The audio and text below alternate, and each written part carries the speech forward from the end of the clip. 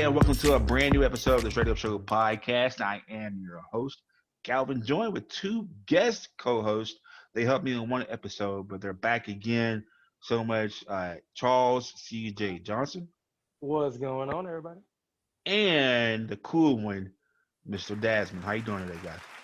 What's up, cuz? Yeah, and we say cuz because we are blood-related cousins, but Dasman like to Literally. hit No, literally. gang. Gang. But Dasman's my blood cousin back in Louisiana. I consider him my big brother because I don't have any brothers. So, but CJ, you too. We travel the world. We actually have a song. We have a video of singing a Shawn Michaels theme song together. Yes, sir. Yes, sir. that was an event in itself, but definitely had a good time. Many miles traveled with Great time. CJ, and even longer miles traveled with Dasman. Like I said, like a brother to me. So definitely glad to have you two once again filling in on the Straight Up Show podcast. Like I said, hey, you're always welcome here. So and you guys took me up on my offer, and here you are. But so CJ, and if you've heard our podcast before with CJ on it, you know that CJ is a singer, and Dasman, you love art too, but you're big in the comic books.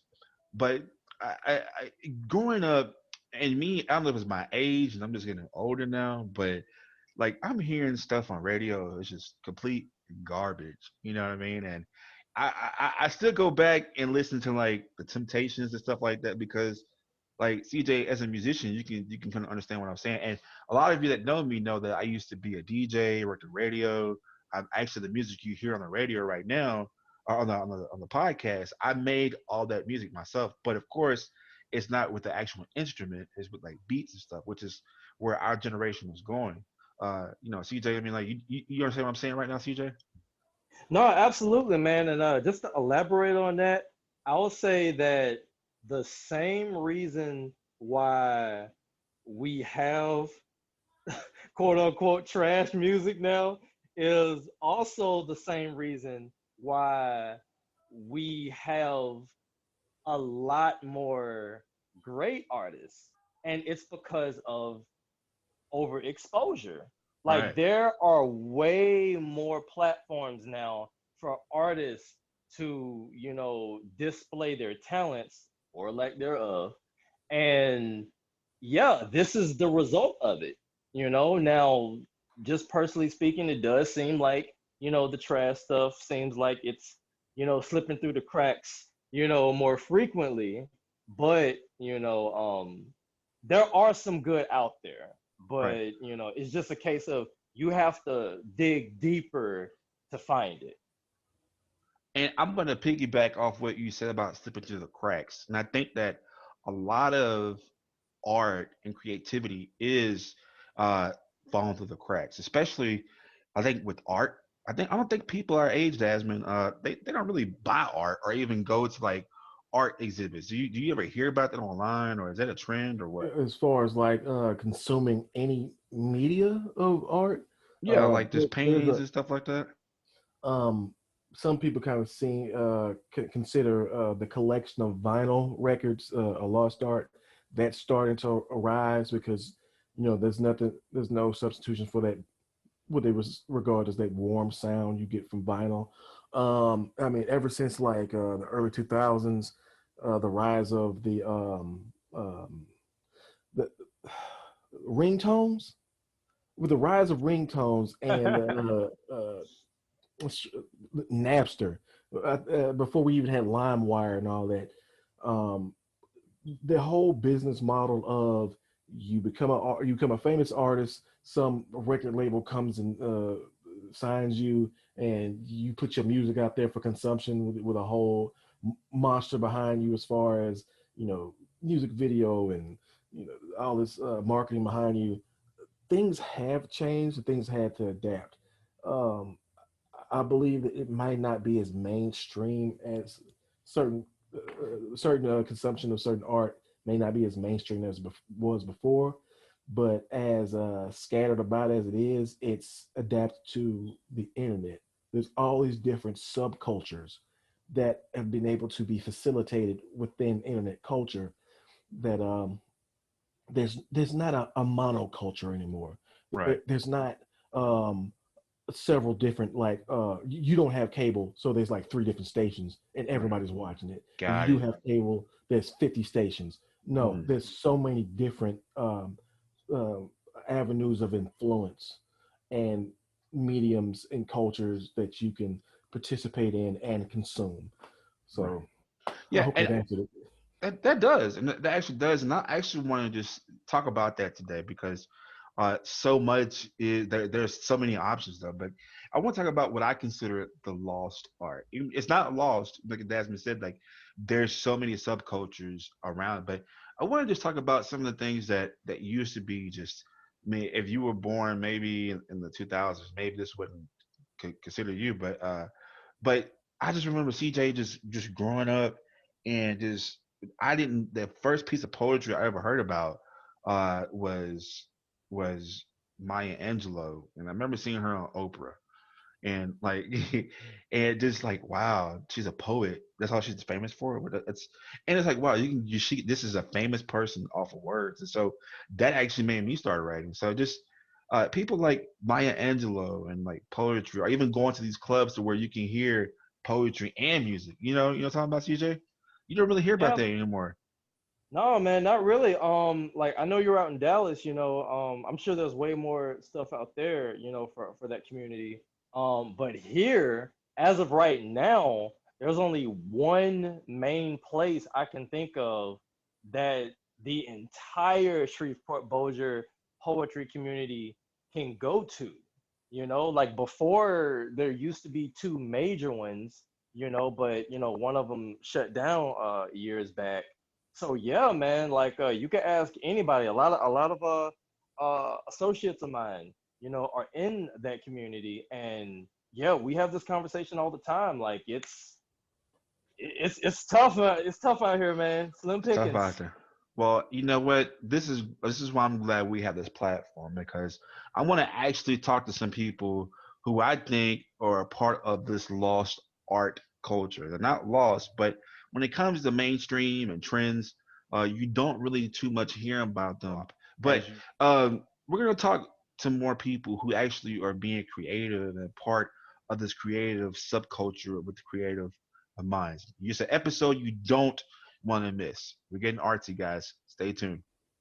I think straight up means to be able to speak in a way that is straight up, to be honest, and to speak your truth. Raw, uncut, you know what I mean? It's blunt, straight to the point. This is what it is. It's just a place to be open and honest, and that's what I appreciate most about it. And it provides a place for community members to come together and just be straight up with each other about things that are going on in the world because it affects all of us. Unfiltered, raw, with all the cursing that Calvin does. Straight up is just being real, telling it like it is, being you. Being solid, being who you are, no matter what it is, no matter what situation you're faced with. All right, this is who you are. It really speaks to me, saying it is what it is and it ain't what it ain't. Straight up. Okay, so I want to talk about something that when I was a kid, I remember coming home from school. I would watch Dragon Ball Z, and then my mom would put on Oprah Winfrey, and then because Oprah came on before the 5 o'clock news, and so I just always remember watching Oprah, and she always had Dr. Maya Angelou on her show, and she had it on her show so much that I didn't know what poetry was. So my first taste of poetry was watching Maya Angelou on Oprah Winfrey. So when it comes to the lost art, I think that poetry, and when growing up, and then some of you probably don't even know that the Baltimore Ravens is based off of Edgar Allan Poe's poem, The Raven. So that's a little history lesson for you all because it was in Baltimore. And so that's just something that growing up I used to hear about poetry and Dr. Maya Angelou, and even in high school we had to do like a whole lesson on poems. But I think that when it comes to trends and everything's like popular right now, poetry is not as popular. It's popular still, but not amongst people of the millennial age. And I could be wrong, but to help me clarify that, I'm bringing in today, right now, help me introduce author, poet Tiffany Pennywell. Tiffany, how you doing today? I'm doing great. How are you doing? I'm doing wonderful. And I talked to you before. I visited your Instagram pages, and your poetry uh, has definitely touched me and made me. I was like, damn, this is good poetry. Tiffany, you are author of one of the poem books. I'm sorry, Window to My Soul, and I'm pretty sure you have some more work, right? Yes, I do. I have two other self-published poetry books, Face and Embrace Yourself and Follow My Downward Spiral, and also have some poetry in a collection called Seemingly Strange and Unusual Tales that I co-wrote with author D.L. Holmes. Okay, all right. So shout out to DL Holmes. Um, Tiff and Tiffany, I just want to ask your style of poems. Uh, what would you describe your style of poetry in some of your writings? I'm gonna say mainly it is free verse. I don't have a rhyme scheme. Um, I just kind of write what flows from my mind to my pen. And I kind of let that do the writing for me. It's not a particular style. I don't know, it's kind of like writing song lyrics a bit. Like there's this song that's playing in my head, and I just want to get the words out on paper. And there may not be music, but I can feel it. I can feel a sort of rhythm in there, and that's what comes out in the poetry. Wow. And I can actually relate to that because I spoke to you outside the show, and I just had to ask you, uh, where is your mind going? Like some of your poetry, like is it based off relationships or is it based off of something you experience? Like what? I mean, where do you get the concept for some of your poems? Majority of my poetry is going to be based off of circumstances that I have been through. Um, when I write poetry, for the most part, it's therapeutic. Um, Sometimes I have a bit of an issue with understanding what I'm thinking or what I'm feeling. But if I take pen to paper or my thumbs to my cell phone, the words will come out written better than if I could say them out loud. And that goes back to you just letting your pen do the talking for you. Yes, it does. Um, it does the talking, and I listen to it, and then I learn more about myself that way. And I mean, who inspired you to be a writer and a poet? The first time I wrote a poem that I remember was for there was kind of a competition for a place where my mom was tutoring, and I decided to enter that. I got fourth place, but it was cool. It was a poem about Martin Luther King. Um, and then also I did some plays with Bossier Parish Community College. Um, and that led me to wanting to write more. Because I would study the script, and I just found it amazing that you could have this full production based off of words. My most major influence, though, would be Edgar Allan Poe. One day when I can't remember if it was middle school or if it was high school, I was done with some of my work early, and I felt like randomly writing, and I happened to be on a page in a notebook of Edgar Allan Poe, and I love his work how it's descriptive, but it's kind of flowy, and you kind of lose yourself in the rhythm of his words. And he was one of my biggest influences, and also I'm gonna say Emily Dickinson also. Oh yeah. Hmm. She And was kind of known for her melancholy. So, yeah, and I know Emily Dickinson. And going back to Edgar Allan Poe, and I said that it was famous for The Raven, but I didn't know Edgar Allan Poe was dark. like he was. I've always heard his name, but just even studying him in high school, I'm like, wow, man, he was going through some things. Oh, he went through a lot of things. Actually, my favorite poem by him is Annabelle Lee, which was a poem written to someone that he had loved. So I'm talking to you today about the lost art. So let's, you studied, you done poetry in school, you had a competition, you worked with Bipsy, and you're still doing it right now. Do you think that with TikTok and Facebook and all this stuff going on social media, do you think that poetry is a form of art that is lost? I think in a way it can be buried within all of the challenges or trends that are out there. But if you dig deep enough, you'll find a lot of poets out there wanting to get their words out or share them with other people. I've been able to find a lot of poets via Instagram who share their work.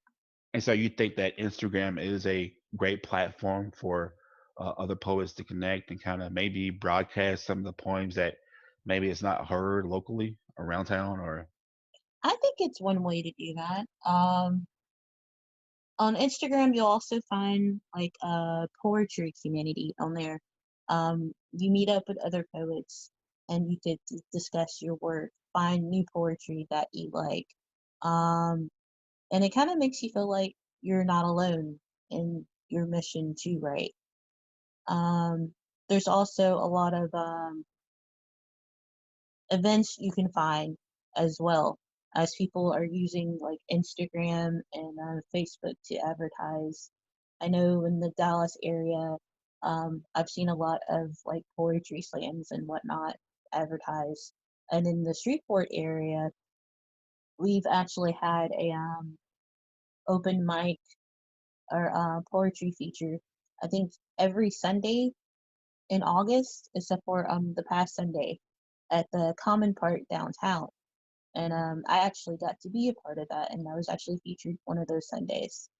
But it was awesome to be around those other poets or people who wanted to see poetry, because it's not really the main thing people think about when they're going for entertainment.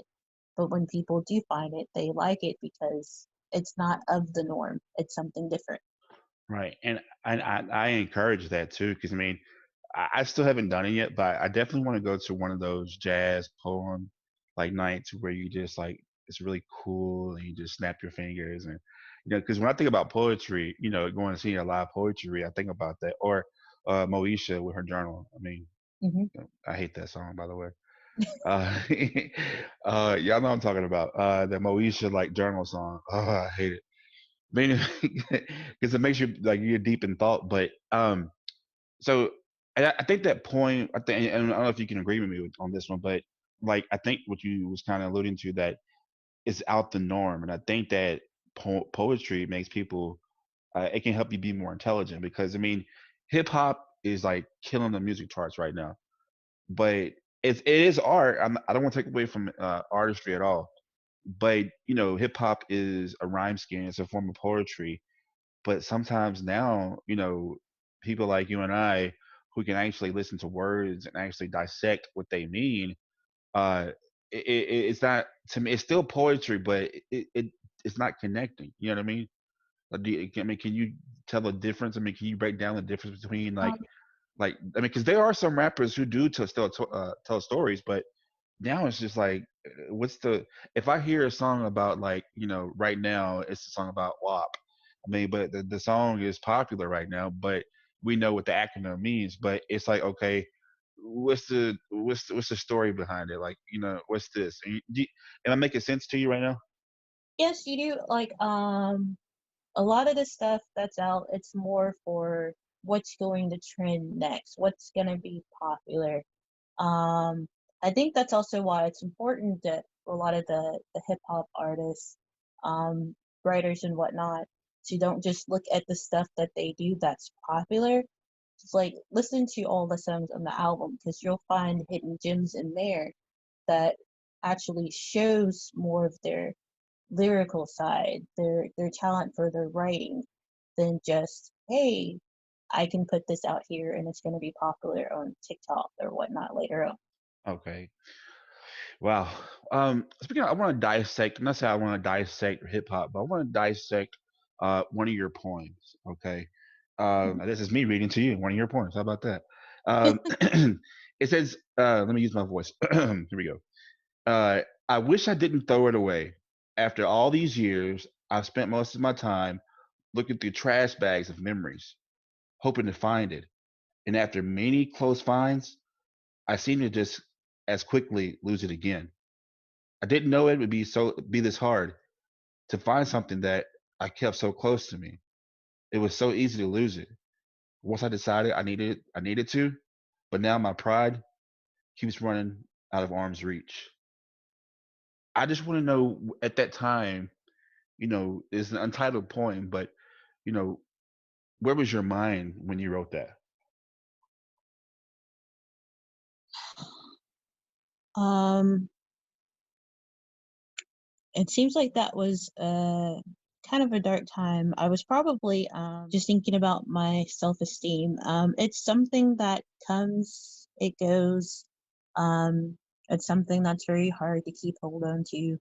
And of course, your self-esteem can also be tied to pride and what you're doing. And during that time, I kind of felt sometimes that I'd be doing, well, maybe on top of the world, and then one or multiple things would happen. I would feel knocked down again, um, which kind of also closely ties into mental health, because a lot of my poetry ties into that, because it's something I like to look into and study, mostly for self improvement, for my life and for others around me also.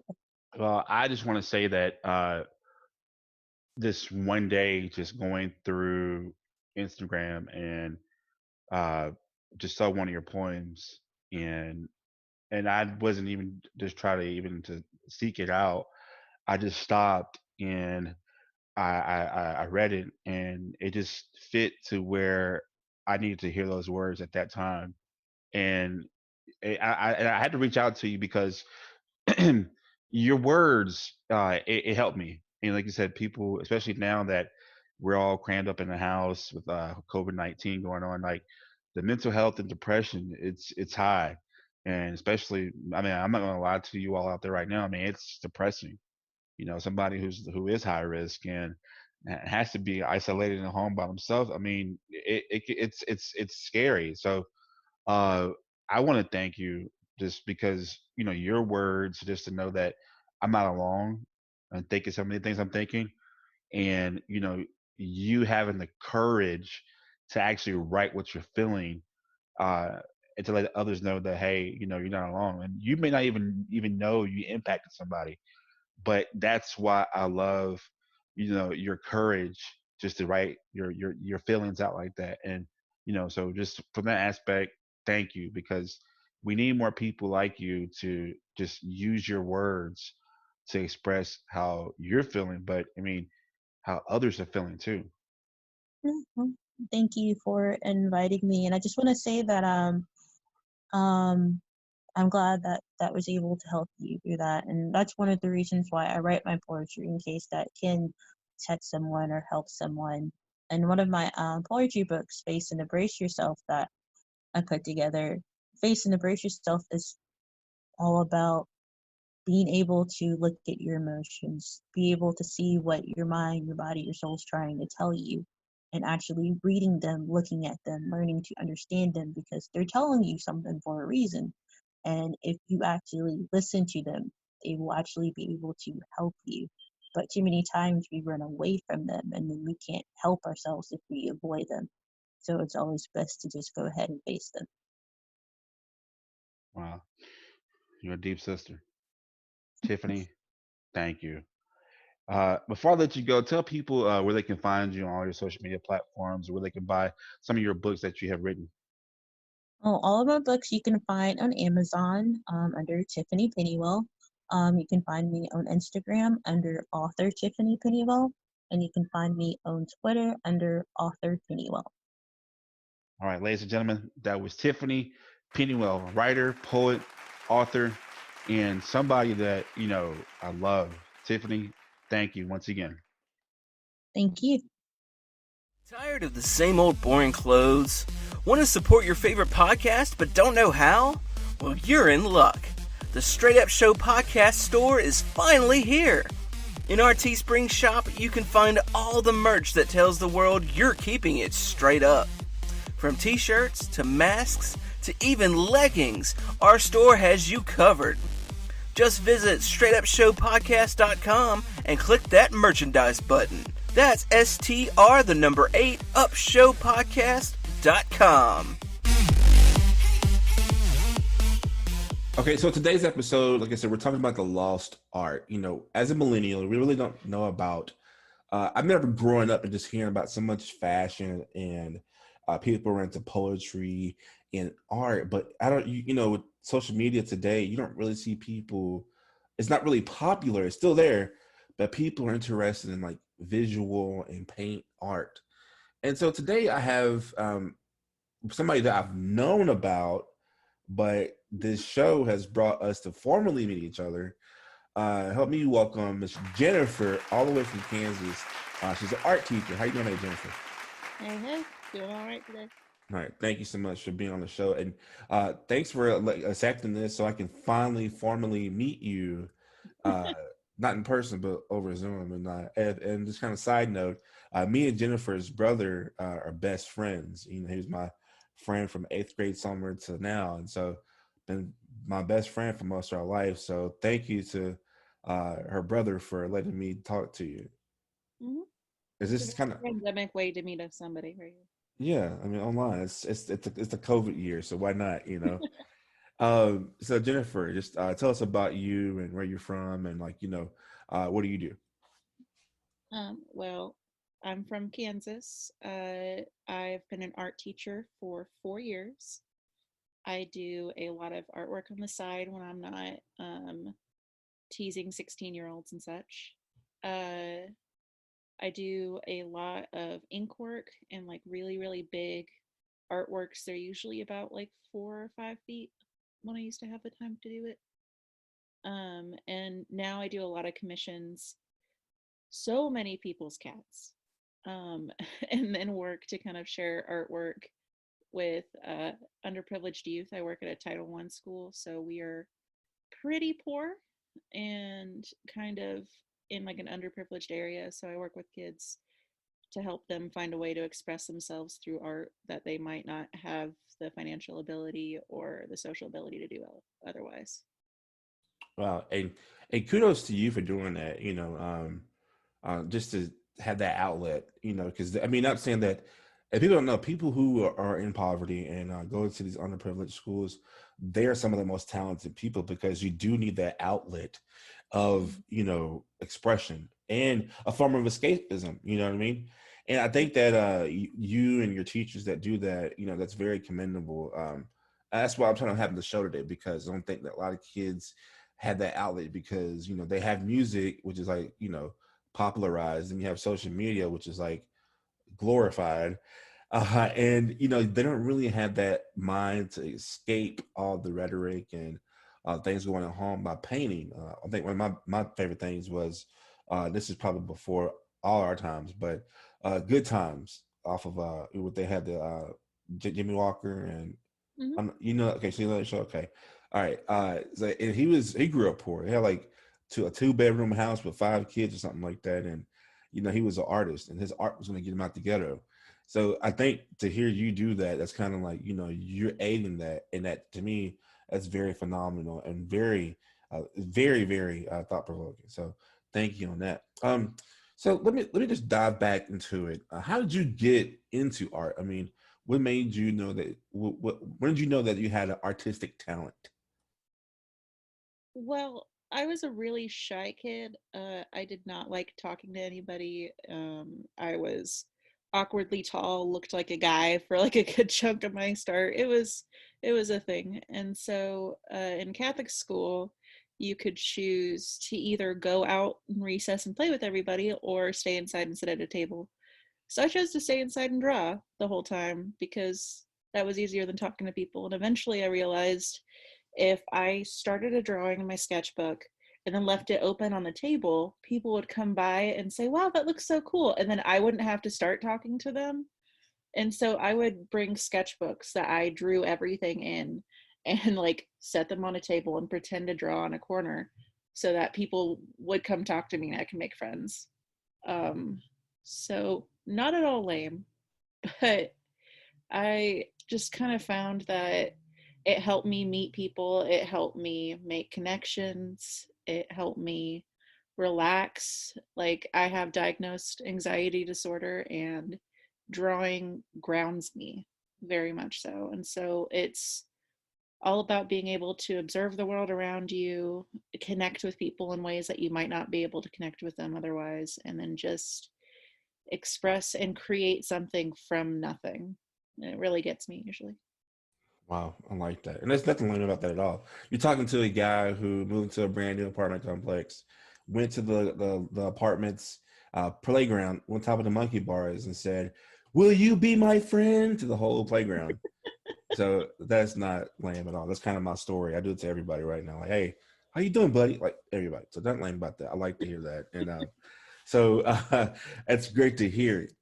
So like in today's time, we're going through a lot right now. And like I said, music and social media is the forefront of escapism. Do you think that like people, I guess, in our age range, I'm a little older than you, but it's our age range, like, do you think that they don't appreciate art or they don't really have the love for it that I guess maybe that I'm used to seeing when I grew up? So I think the problem is that art is misinterpreted. It is not so much like a lost art.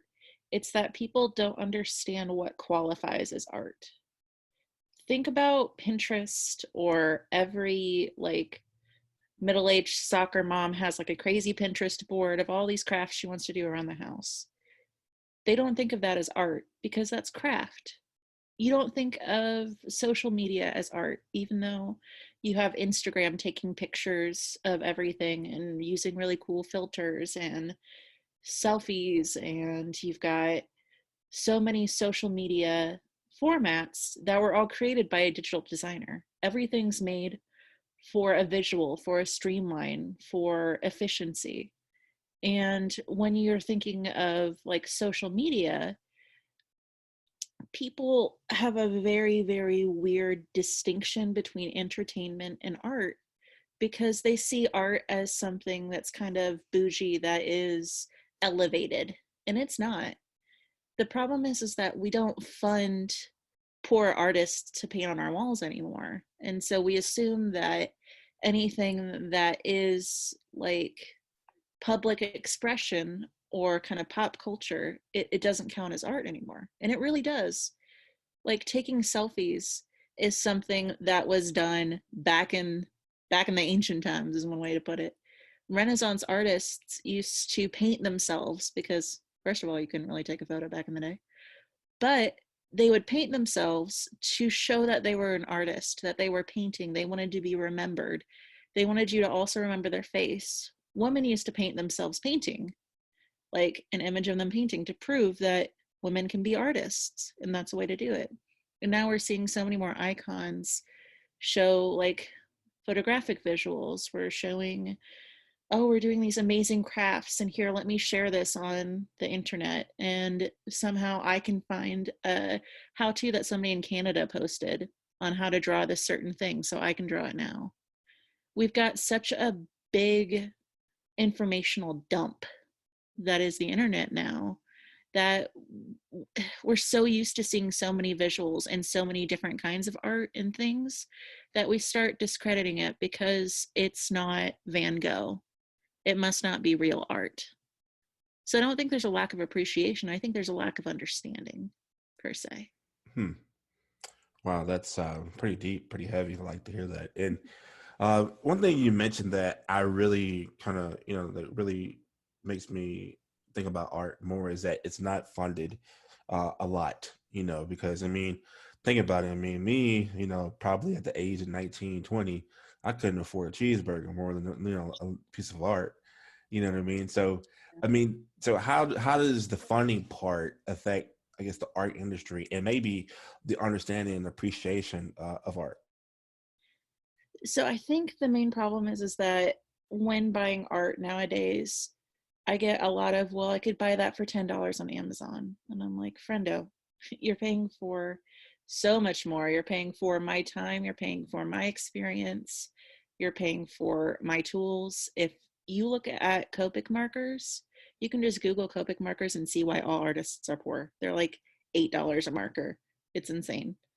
Um, and everything is very expensive, but people assume that if you are an artist, you should do it because you love it, not to get paid. But they don't really understand that to continue doing what you love, you need to get paid. And so they assume that you're going to give them free items or draw them because you love drawing and you love me. Why wouldn't you want to draw me? And so it ends up, a lot of artists end up not being able to make an income based directly off of art. And then to try to do an income on art, you really can't get it consistently because of fluctuations in the economy. You're right. If you can't afford basic needs like a hamburger, you aren't going to be like, I would really love a drawing of my cat for $70. So in times of poverty and in times of like an economic downturn, you really don't get a ton of commissions, and then you'll get them scattered throughout the year. Like I get a ton of commissions around holidays, like around Christmas I've had like 20, and then you'll have a dry spell until the next one. And so you can't really support yourself on art alone. You just can't, not nowadays. And that sucks, man, because like you said, I think that the one about the women wanting to be remembered, I think about art, unless it's destroyed in a fire, but uh, art lasts forever. And I think that, I'm all about music, I'm all about poetry, but it's like, the creativeness that's implied with this art that you make, that's what makes it unique. Like, I mean, if we talk about social media art, I mean, look at Zanga. My Zanga account's gone now. And then people are like, what the heck is Zanga? Okay, it's like the first MySpace, Facebook. And and it's so ancient, but everything I created, quote unquote, is gone because the company's gone. Yeah. So if I make some art that I did myself without social media, that lasts forever. And then you have a piece of me. Say if like, Jennifer becomes this well-known artist in Italy or something like that, then 100 years from now, when we're long and gone, well, let me trace back to Jennifer's roots. Oh, this is her son, or something like that. Like, and it goes back to like, okay, well, my mom did this 100 years ago. That's a piece of like, well, look, Mona Lisa is still here. People love that art, and it's still here after. I mean, it's been duplicated so many times, but that piece of art lasts forever. So I mean, so that's kind of why I love the distinction that you have, and we have to find a way to support these artists because, and I'll post a lot of Jennifer's work on our social media page, but I mean, she is a phenomenal artist. I saw what actually made me contact you was I saw the piece that you did with your niece and your sister-in-law, and your brother. Sorry, your brother and your niece, and I was like, holy hell, man, this is neat. Let me have to contact her. And Thank you. and I knew you could draw, but I just didn't see anything like that before. I mean, that was phenomenal. I want to switch over to just kind of pick your brain a little bit. Okay. And so you're an artist and you're about to make a new drawing. Like let's take your brother and the picture you did for your brother, I guess. Just Yeah. so here I am, Jennifer, sitting at my desk, got my artist tools in hand. Take me through your mindset. What are you thinking? What goes through your mind? What's like step one, step two, and what makes you satisfied as a complete piece of art? Whew, okay. Um, so I don't usually just sit down and go, I'm gonna make art now. It's usually something that you see visually out and about. Uh, Diana spams me with pictures of my adorable niece, and so that one was a little easier to go, I want to paint that girl, she's so cute. But a lot of the times when you're out and about, like walking around and you see something in nature, or like I creep on people all the time. I'll be walking through and I'm like, oh my gosh, that woman's cheekbones are the most beautiful thing I have ever seen in my life. I would love to draw somebody like that. And then you can go home and look for references. And the most important thing about drawing is that you have a reference. People always want to be creative and create directly from their mind, like a true artiste. But to work with proportions, to work well with lighting, you need to use the resources you have. So look up references. You can like hodgepodge like 5 different images together to get what you want. I have so many weird Google searches of women looking down to the right, so you can get like the poses right and all of that. Then you just work from the basics and build up from there. You start blocking in by the simplest shapes, slowly kind of carve into the paper with the different shading that you like. And then typically I attack it with paint and then finish it off with ink. And it takes me a while to figure out if I like it. A lot of the times when I'm finished with a piece, I've spent too long staring at it that I usually need to walk away from it for a little while and then come back to finish it up. Just because when you look at something too long, you're going to either find everything wrong with it, or you're just going to be so disinterested that you don't even know if it's good or not. And so you can come back to it with fresh eyes later and finish it all up from there. Wow, I'm glad you said that, because that was my next question to you. And I do music sometimes, and it's like I get so lost in creating the music that I have to I look at the clock, and the next thing I know, it's 3 hours later, because I'm just fondling with it. And it's just, that's so amazing that you do the same thing. Oh, everybody does. And I have thrown out so many sketchbooks. I think one thing that's really funny too, and I noticed that it happens with my students as well, is that progression is so cringy. Like, you can progress so much in your art within a year that you look at the stuff that you did a year ago that you were like, this is amazing. And then you go, oh my gosh, we need to burn it all with fire. I hate this. I hate the way this looks. Like looking at something from 10 years ago. And instead of looking at like, wow, this is how far I've come in such a short amount of time. Yeah. You just toss it all. Yeah, I do that with music as well. I mean, yeah, I do that with music all the time. That's Jennifer. Wow, just it's so amazing to hear you say this, because it's like, man, just I'm a music person. I create music. I don't really do like the hip hop, whatever you want to associate me with. But it's just, when I make something and I'm the same way, I go back to listen to old beats I made and it's just like horrible. But I think some of my best work is some of the work that I hated and then people love it, and it's weird. So we're kind of winding down with Jennifer. So to those, what's your message to those who you said that don't appreciate art, but if you were to sell yourself on why people should be artists, what's your selling point? What would you say to them? So I think being an artist is not about being marketable. And I think that is something that people have a very hard time coming to terms with. I have a first lesson that I do with all my kids, because all kids always say, I'm a terrible artist and I don't want to do anything in your class. And I have them play a game called Genius or Bogus. And what they do is they have to guess if the painting I put up on the board is either done by a genius artist or by a 4th grader. And I'll be honest, they get it wrong most of the time. And the idea is that if somebody can make $1.5 million off of painting a straight line on a canvas, no joke, actually happened, then you can learn how to draw something.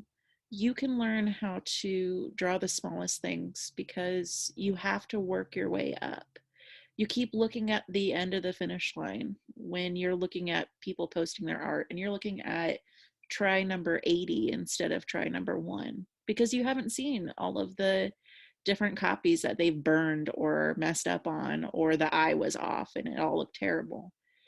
You need to understand that you're starting from the starting point and build on it like any other skill you would. You wouldn't skip to calculus before you learned how to do basic times tables. So just take it easy on yourself, start slow, and keep working, because it will get better. Yeah. And if you all are listening out there and you're in high school or you're in college, you think math does not play a big part in your life, trust me, it does. I hated math. And in high school and in college, I thought I would never use it. Then I worked at a TV station and we had to do graphic art, right? And Yeah. it was visuals. And guess what the art consisted of? And if you had the wrong shape, it consisted of geometry and dealing with the right dynamics and the shapes. And if you didn't have the X the right way, or the Y or the Z the right way, your art would come out. So math is a big part of art, and you will need it in your life. Trust me. Don't. So if you have friends out there that they're a math teacher, tell them that, hey, I apologize for being a dummy, a dummy in high school and brushing math off, because it's very important. I was like, dynamics, geometry in a news station? No. And yeah. And I'd like to hear this, because to COVID, this whole COVID year and this new year, COVID has been rampant, and I got very depressed. I mean, who hasn't? I mean, everybody's been depressed this year and last year and early this year.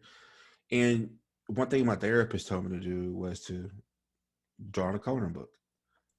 And I'm like, what? That's like so elementary. And it's crazy. So I'm a big superhero buff recently, which is weird, because I was like, anybody that was listening to superheroes in high school, I was like, you a punk, whatever.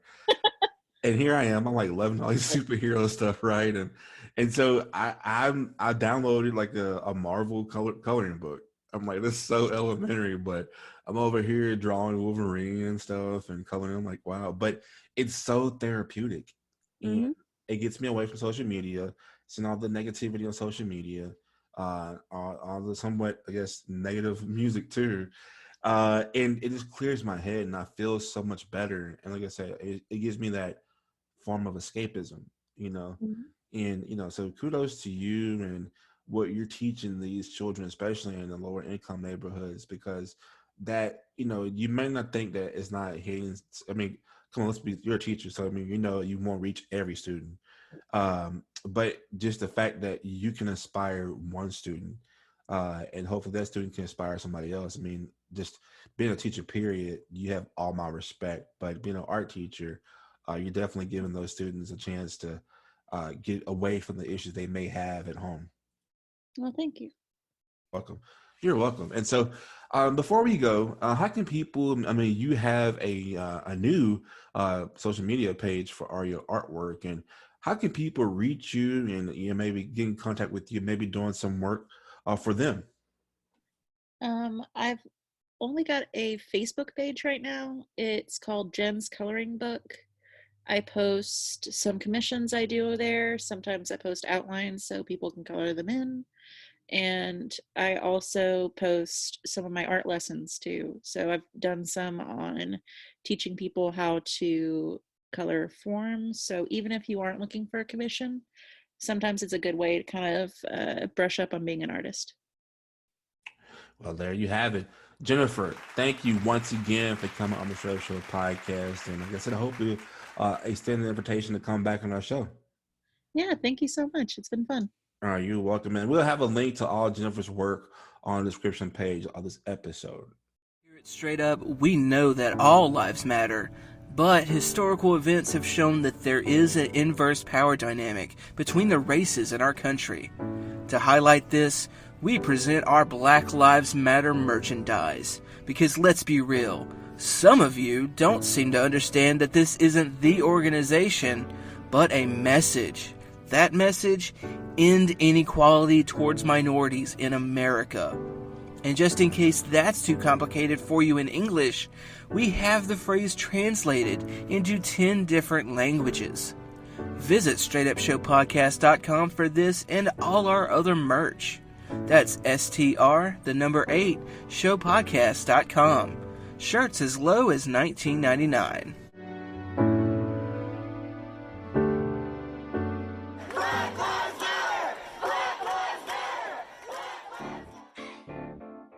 Hey everybody, Lee here. And guess what? The reviews are in and the Straight Up Show podcast is a hit. Don't believe me? Well, listen to what one of our guest panelists, Dr. Monique Thompson, has to say. Listen, y'all listening to Straight Up and support this podcast, because I listened in before I came on the show. I liked what I heard. They're really focusing on keeping things real and being real with you, and I like that approach. So you guys support this podcast. So if you want to listen, donate to the show, have a subject idea, or even want to be a guest, just contact us at straightupshow@gmail.com. That's straightupshow@gmail.com.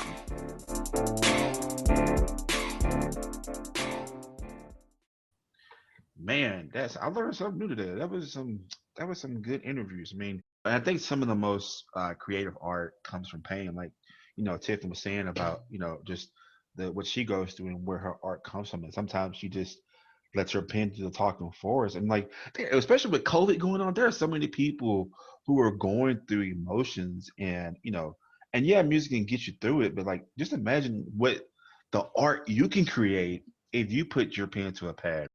So, y'all, I mean, we're at a time to where we do avoid complicity. And I have to agree with Daz on that one. And I'm encouraging you, even like the old hip hop heads, go back to listen to, look at the pimps and the rhyme schemes in the 70s, like Dolomite. Dolomite is a big. If it wasn't for Dolomite, you would probably hear rap music, because that's where rap came from. People like Dolomite, but you have to go a step further. So Dolomite got that from a homeless person in the streets going through pain. And so this is how crazy it is. Even right now, I do one step further. I go talk about, we talk about police brutality, but that was NWA, and they got hated on about that, but they were telling you how it was in the streets. And so, I mean, whatever you're going through right now, I encourage you not only to create your own type of art, but venture out to stuff. One, get out your comfort zone and look at the people, even going back to like mythology. And even if you want to get biblical, go back in the Bible and see where all this art is there in the Bible and what people did to. We're all going through a tough time right now, and we need an outlet. I'm not gonna lie. Sometimes it may take you to get off your phone or get off your computer and actually read a book, or go to a social distance art exhibit, or learn how to play some music if you go on YouTube, or learn how to speak 2 languages, be bilingual. But I challenge you to go out your comfort zone and create your own art, because you never know what you do today can be a legacy tomorrow. You got the time. Yeah, got the time. All right. So we want to thank you so much, Dasmine and CJ, for once again being my co-host today. Once again, your invitation is always welcome on the show. Appreciate it, man. Appreciate it anytime. Thank y'all for y'all's wild words. Thank you for our guests today. Until then, we want to keep the conversation going. Well, we hope you join the conversation with us. You can talk to us, see all our stuff online, on all our social media platforms. You can go to our website, straightupshowpodcast.com. That's straightupshowpodcast.com. There you can buy our merchandise. You can go to our Patreon page if you want to support our Straight Up Show podcast. We have 4 tiers. They're $3, $5, $10, $20, different levels. Each one has a different perk with it. Hope you support us. But until then, there's only one rule to our show is you gotta be straight up. Straight up.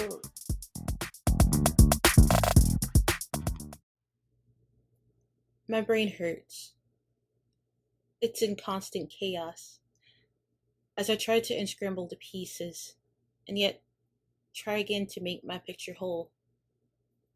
For even if new pieces are found, their shape distorts what I saw, what I used to see in myself. My picture, now unrecognizable, has jagged and sharp edges that just do not compute, that they will take time to fit. And I am tired, oh so tired, of looking at my picture without knowing who I am, understanding who I am. I am a stranger unto my own self, as I try to be complete and normal for everyone else.